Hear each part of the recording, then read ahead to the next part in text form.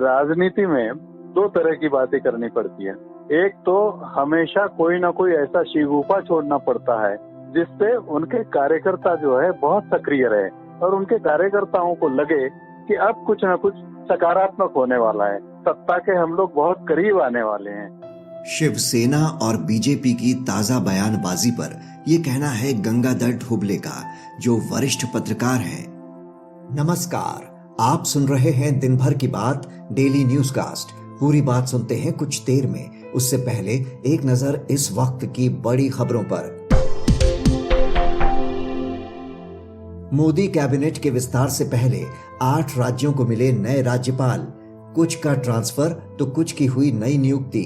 केंद्रीय मंत्री थावरचंद गहलोत को कर्नाटक, मंगूभाई छगन भाई पटेल को मध्य प्रदेश, हरिबाबू कंभमपति को मिजोरम, पीएस श्रीधरन पिल्लई को गोवा और राजेंद्र विश्वनाथ अर्लेकर को हिमाचल प्रदेश का राज्यपाल बनाया गया।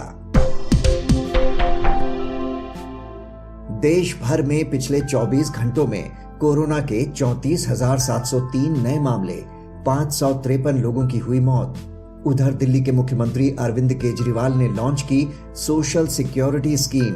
कोरोना की वजह से मौत होने पर परिवार वालों को 50,000 रुपए और कमाने वाले सदस्य की मृत्यु पर 2,500 रुपए हर महीने दिए जाएंगे। जिन बच्चों ने माता पिता को खोया उन्हें 25 साल की उम्र तक हर महीने दिए जाएंगे 2,500 रुपए। वहीं राजधानी में सुबह 3 बजे तक खुलेंगे बार। शराब की दुकानों को देनी होगी वॉक इन सुविधा। ओडिशा में पुरी के अलावा कहीं और नहीं निकलेगी जगन्नाथ यात्रा। ओडिशा सरकार के पुरी जगन्नाथ रथ यात्रा को छोड़कर ओडिशा के सभी मंदिरों में रथ यात्रा उत्सव रोकने के आदेश पर सुप्रीम कोर्ट ने लगाई मुहर। कहा, महामारी को देखते हुए नहीं दी जा सकती यात्रा की मंजूरी, घर पर ही करें पूजा। जम्मू कश्मीर जैसे ड्रोन हमलों से निपटने की तैयारी हुई तेज। 10 एंटी ड्रोन सिस्टम खरीदने की तैयारी कर रही है वायुसेना। Counter unarmoured aircraft system drone का पता लगाने, उसे ट्रैक करने और नष्ट करने में होगा सक्षम। ट्विटर ने माना कि नए आईटी नियमों का नहीं किया गया पूरी तरह पालन। दिल्ली हाईकोर्ट ने लगाई फटकार। कहा, अभी तक क्यों नहीं हुई ग्रीवांस अधिकारी की नियुक्ति? साफ साफ जवाब दें, वरना होगी परेशानी। अब खबरें काम की। 10वीं और 12वीं के बोर्ड एग्जाम के लिए सीबीएसई ने घोषित की विशेष मूल्यांकन नीति।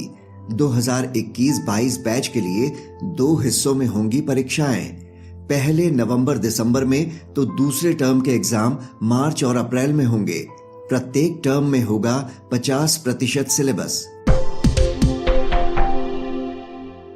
Delhi skill and entrepreneurship university में ऑनलाइन एडमिशन प्रोसेस शुरू।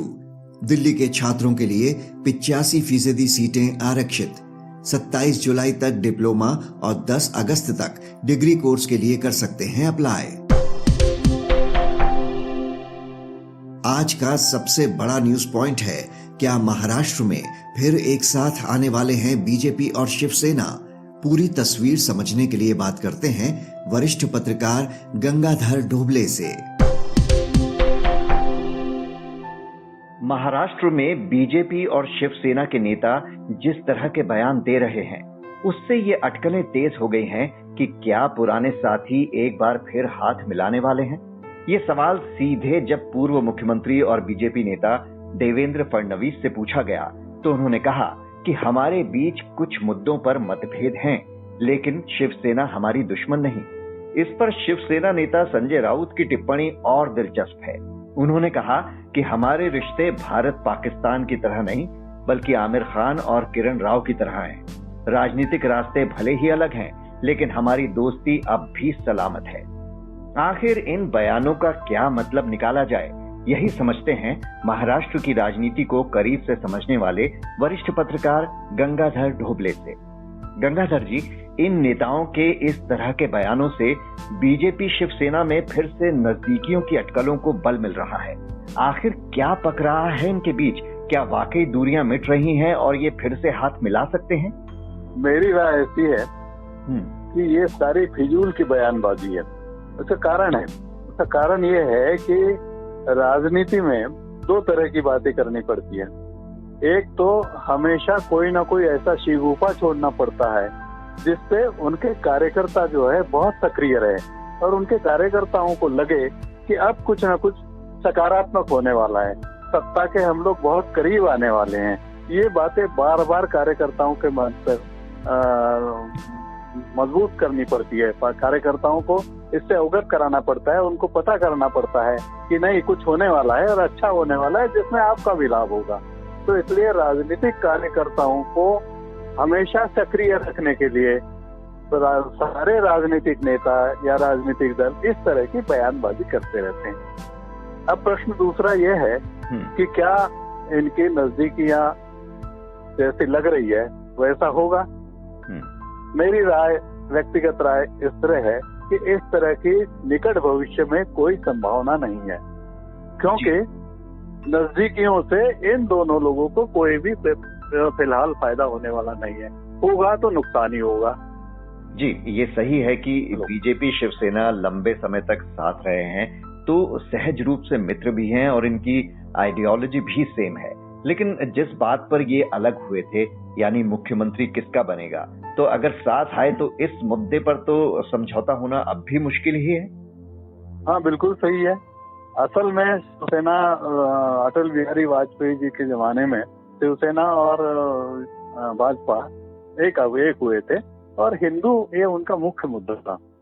अब हिंदुत्व का मुख्य मुद्दा जो है वो केवल बीजेपी के पास रह गया और शिवसेना के पास में हिंदुत्व का मुद्दा ही खत्म हो गया।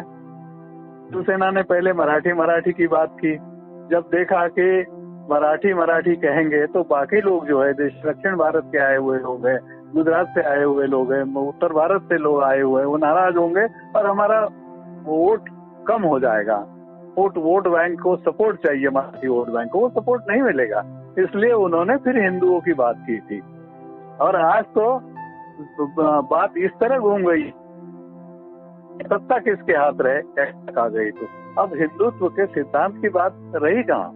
अगले सार्वजनिक चुनाव में 2 साल बाद चुनाव होने हैं, 2 साल बाद जब चुनाव होंगे तो स्थितियां और उस समय क्या होगा आज कहना मुश्किल है। लेकिन मुझे आज के हिसाब से ऐसा लगता है कि उस समय शिवसेना मुख्यमंत्री 5 साल रखने की बात पर जोर नहीं देगी जी। वो शिवसेना भाजपा को आगे बढ़ाएगी, भाजपा के मुख्यमंत्री काल में काम करने के लिए तैयार होगी, क्योंकि उस समय उनकी राजनीतिक मजबूरी होगी।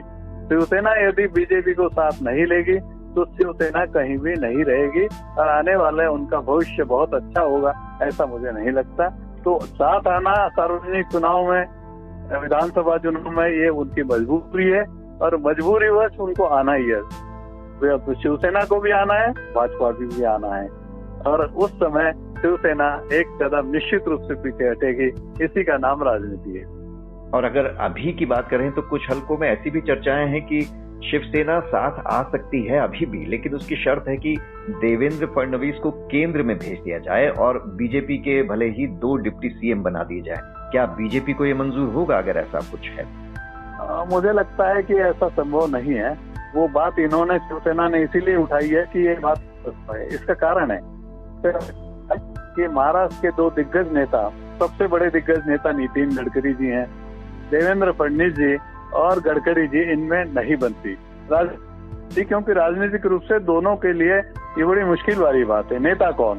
गडकरी जी अपना नेतृत्व खोना नहीं चाहते और देवेंद्र जो है वो पीछे हटना नहीं चाहते, उनको महाराष्ट्र से। इसलिए केंद्र में या बीजेपी हाईकमान ने ऐसा तय किया कि वे नितिन जी जो है बहुत अनुभवी व्यक्ति है, बहुत अच्छा काम करते हैं, उनको केंद्र में लाया जाए और उनको राज्य की राजनीति से दूर रखा जाए, थोड़ा अंतर रखा जाए। दूर तो है नहीं वो, आखिर में बहुत सारे निर्णय वो नितिन गडकरी के जरिए ही होते हैं।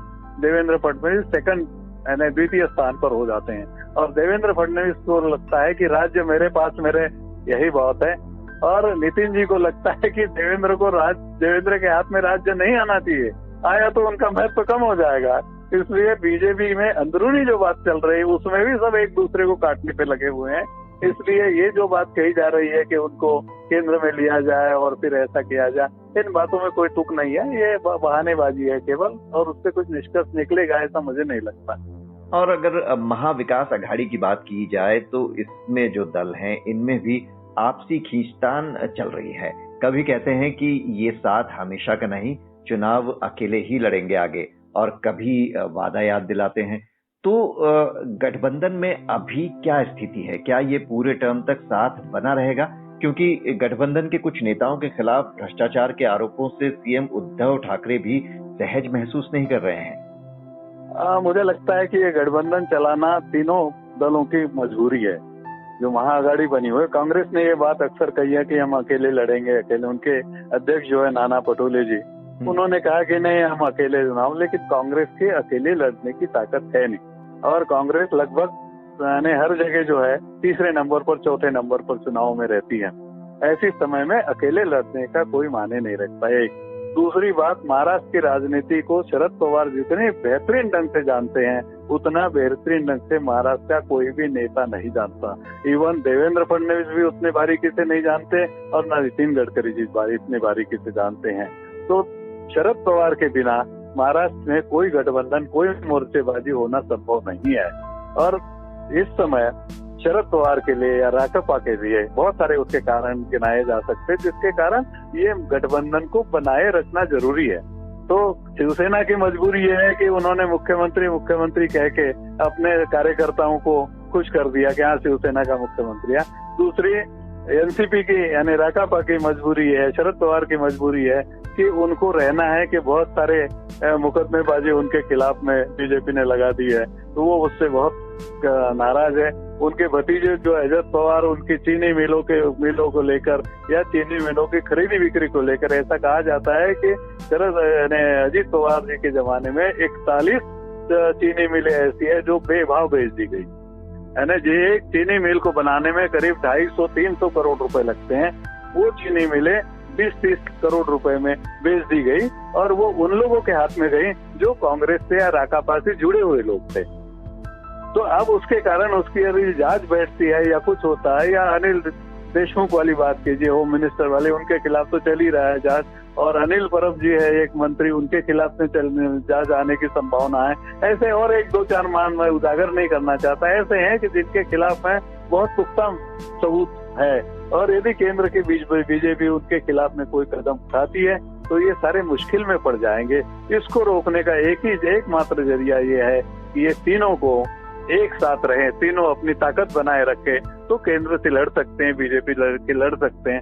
इसलिए मुझे लगता है कि महाविकास आघाड़ी महाराष्ट्र की जो है ये 5 साल चलेगी। यदि मैं कोई ज्योतिष तो हूँ नहीं, लेकिन मेरा विश्लेषण ये कहता है कि ये उनकी चलाना, ये उनकी मजबूरी है। और ये बयानबाजी का, जैसे मैंने पहले कहा है कि अपने नेताओं को, अपने कार्यकर्ताओं को हमेशा एंगेज रखने के लिए, काम पे लगाने के लिए इस तरह की बयानबाजी करनी पड़ती है, ताकि लोग तत्पर रहे कि यहाँ कुछ मिलने वाला है। आखिर में कार्यकर्ता उनके साथ क्यों रहे? वो सेवा वाली भावना खत्म हो गई है, दूसरी भावनाएं आ गई है। तो ये बहुत सारे लोग राजनीति में राजनीतिक दल इस तरह का करते रहते हैं। इसलिए मेरा निष्कर्ष ये है कि ये सारी बयानबाजी फिजूल है, और ये सरकार 2 साल और खींचने वाली है। और 2 साल होने के मतलब 6 महीने पहले आप देखेंगे, 1.5 साल के बाद में तो बड़ा परिवर्तन आने वाला है। टूट फूट होगी, नए मोर्चे बनेंगे, बहुत सारा कुछ होने की संभावना आज मुझे दिखाई देती है आज की परिस्थिति में।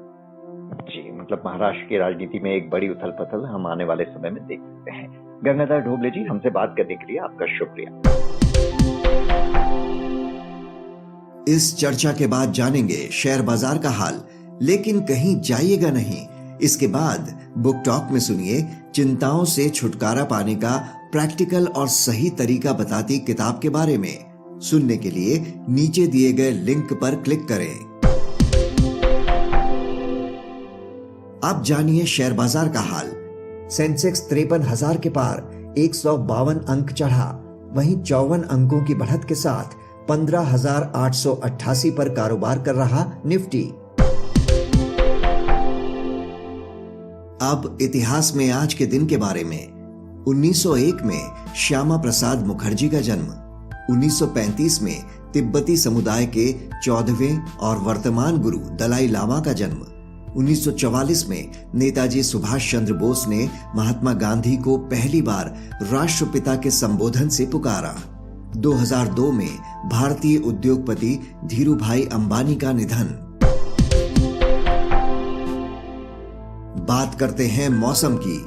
उत्तराखंड में 7 और 8 जुलाई को भारी बारिश की चेतावनी जारी करते हुए मौसम विभाग ने जारी किया येलो अलर्ट। उधर उत्तर भारत में गर्मी का प्रकोप जारी। दिल्ली सहित उत्तर भारत के बाकी हिस्सों में 10 जुलाई तक मानसून पहुंचने का अनुमान। पिछले 15 वर्षों में पहली बार इतनी देर से पहुंच रहा है मानसून। अब बारी सुविचार की। भारत के पूर्व राष्ट्रपति डॉक्टर सर्वपल्ली राधाकृष्णन ने कहा था, पुस्तकें वो माध्यम हैं जिनके जरिए विभिन्न संस्कृतियों के बीच पुल का निर्माण किया जा सकता है। तो ये था आज का डेली न्यूज कास्ट, जिसे आप सुन रहे थे अपने साथी अक्षय शुक्ला के साथ। बने रहिए नवभारत गोल्ड पर। धन्यवाद।